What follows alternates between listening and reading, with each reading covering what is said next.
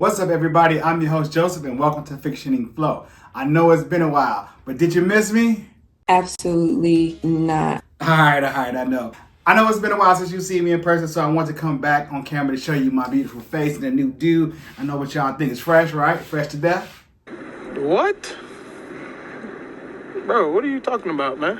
All right, I know you gotta be like that. But anyway, let's get into it. So I want to do another comic breakdown video. So today I want to get back into something I started a little bit while ago, which was What If starring Galactus. So last time I did What If Galactus turned the Incredible Hulk, Bruce Banner, into his herald. So this time we're going to get What If Galactus turned my man Remy LeBeau, Gambit, into his herald. Let's see what happens here. But by the look of it, you can tell he's doing things a little bit different. He's not having Gambit rock the naked look, which I'm appreciating, right? Because like I said before, I like his previous Herald, they always end up being naked. I don't know why. I don't know what's up with that Galactus, but let's jump right into this issue.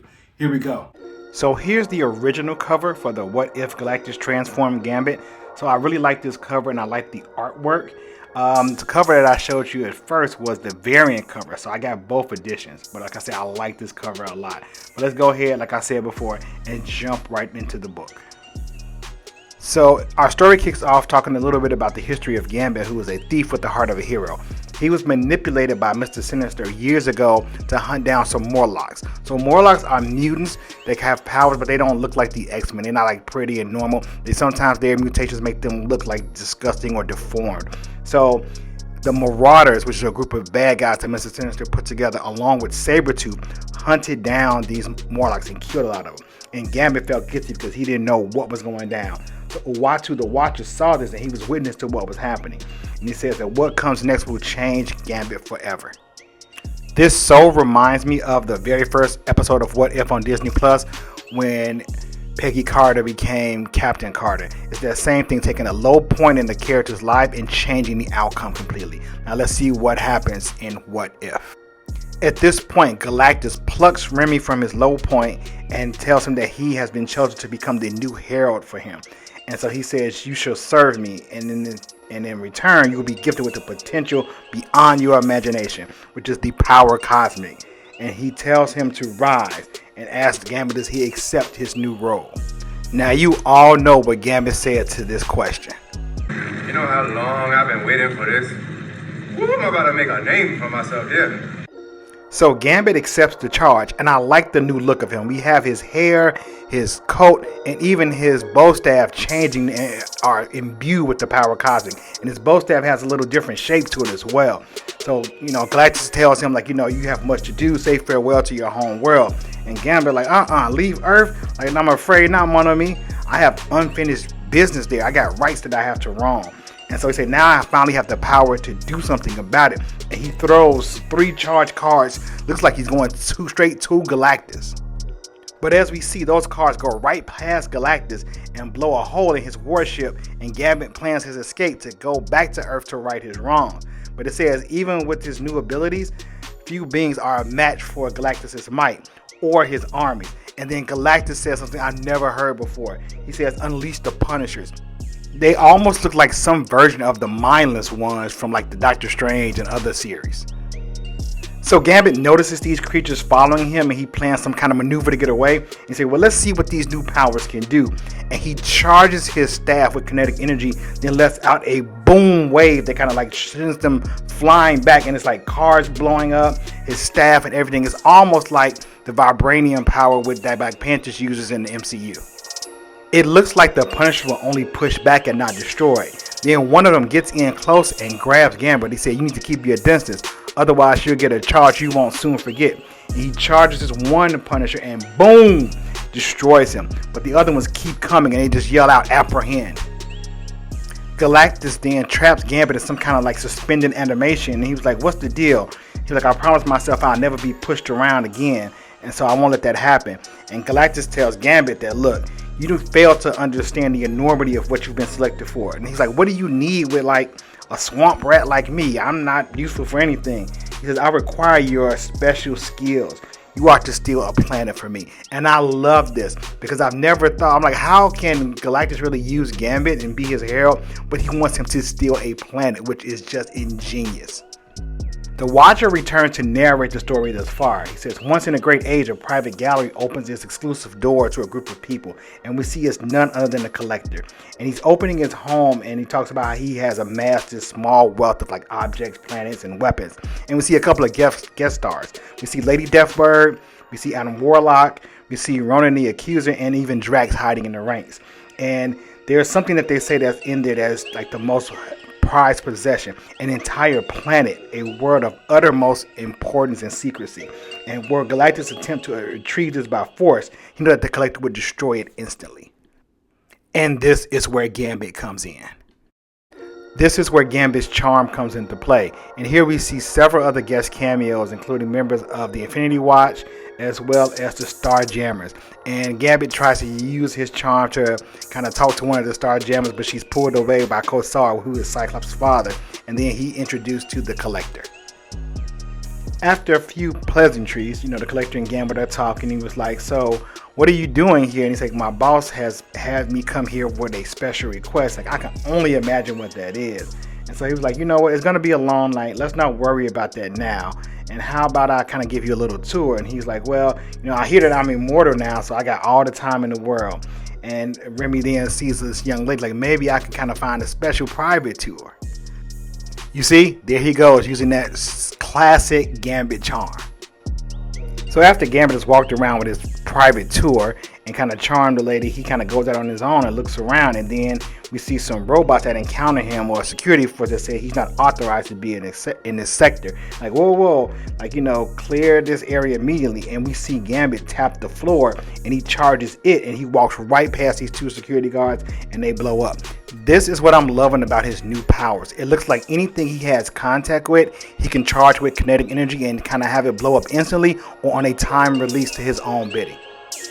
Gambit travels further south in the Collector's home until he comes into the records room, and he's looking to try to make a request to find out what the planet is, but he gets an unauthorized request message. And so the Collector then interrupts and says, I knew you were looking for something, but if you destroy my records, you'll never find it. He's like, oh, I already figured out what the stupid planet is. That was the easy part. I'm just trying to figure out why it means so much to you. Gambit lets the Collector know that he's seen the planet is shrunken down and on his display when everyone walked in.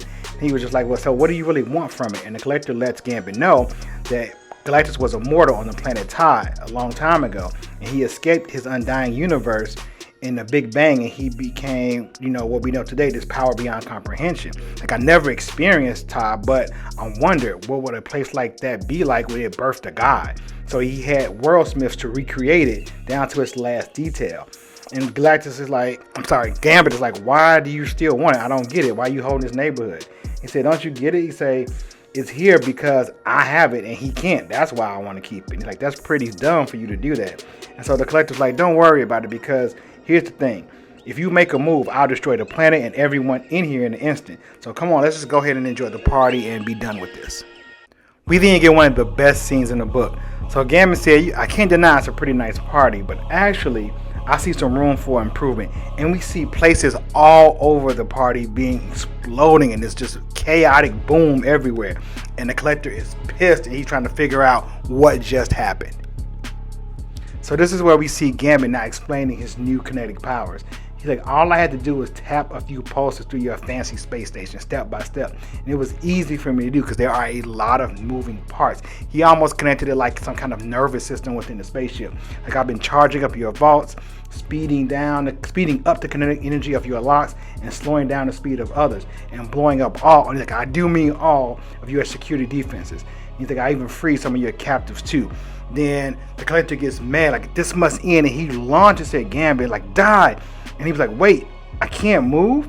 And he's like, oh, I've been siphoning your kinetic energy since I walked through these doors. So when he shook his hand, he's been pulling kinetic energy from the Collector this entire time, which is just dope. He's like, you stay put right here, and now Papa Galactus will be right down, and he's going to do something with that sweet planet of yours. Galactus enters, and he asks Gambit, has he completed his task? And Gambit replies like, yes, and I've even, gift wrapped that nice collector for you right here. And so the Collector begs, and he was like, you've meddled in my affairs for the last time, Collector. Deliver me my world herald. And Gambit's like, well, you know what? There's something about that. You never bet against the house. But in this case, I think I have the winning hand. Gambit tells Galactus that the collector played you this whole time. It's like, I saw your world, but it's nothing there. Like, I can sense the kinetic energy, and this world is empty. It's dead. It's nothing more than a Christmas ornament. He played you this whole time. And say, it seems kind of small for someone who's 1 billion years old. And the Watcher comes back and lets us know that Galactus' pause is over. He's thinking about all his losses, his past life, and he's stricken with pain of 1 billion years that he has mourned. And so he yells out the collector's name, and the collector tries to stand up for himself. It was like, it was merely a gesture. I meant nothing by it. And he says no, and Galactus shoots the collector. He says, I will doom you to the imposter world you have created. I shall add you to my own collection for all time. Now Gambit kind of makes a plea with Galactus. He said, I think we have something in common.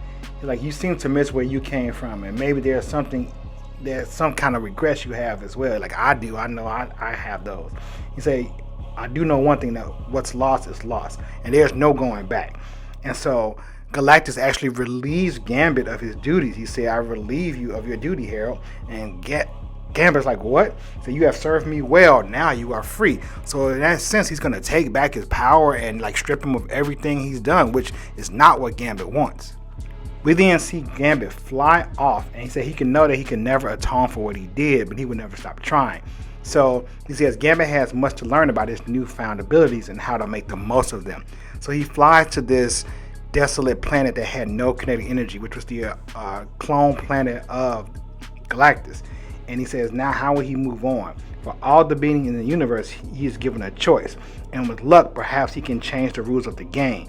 So what he does is he now imbues this dead planet with kinetic energy, and we see a flower being brought to life and sprouting up through the planet. So now the planet has new fresh life, and it will be able to live again.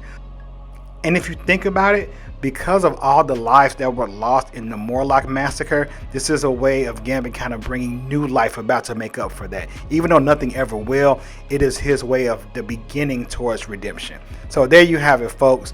What if Galactus transformed Gambit into his Herald? An excellent end for an excellent book. All right, so that's been my breakdown of what if Galactus transformed Gambit into his Herald. And we got to go with the next issue, which is what if he transformed Moon Knight. Remember, after that, we got 2 more. So after Moon Knight, we have Spider-Gwen and we have Rogue. So I'm really curious to see what's going to happen with them in their power set, because it seems like every time he transforms somebody with the power Cosmic, they kind of enhance their normal powers. I can't even imagine what's going to happen with Rogue, because she's already like OP when it comes to her power set. So I would love it if she was able to siphon off of Galactus' powers. I hope that's what happens in the book, but we'll have to wait to see. Also with Spider-Gwen, I'm not quite sure how that will work either. Like, she doesn't have any like extra powers besides her normal spider powers, so I wonder what would the enhancement be there. All right, so if I made it make sense, go ahead and hit that like button. Drop a comment below to let me know if you enjoyed this breakdown of What If starring Galactus. And don't forget to hit the notification bell to know when new content drops just like this. And until next time, peace. Your host Joseph, Fiction Ink Flow. I'm your host Joseph, Fiction Ink Flow. I'm your host Joseph, Fiction Ink Flow. If you don't have it, you are truly missing out. What's up? I'm your host Joseph, Fiction Ink Flow. I'm your host Joseph, Fiction Ink Flow. I'm your host Joseph, Fiction Ink Flow. If you don't have it, you are truly missing out. What's up? We are talking about Fiction Ink Flow. What's up?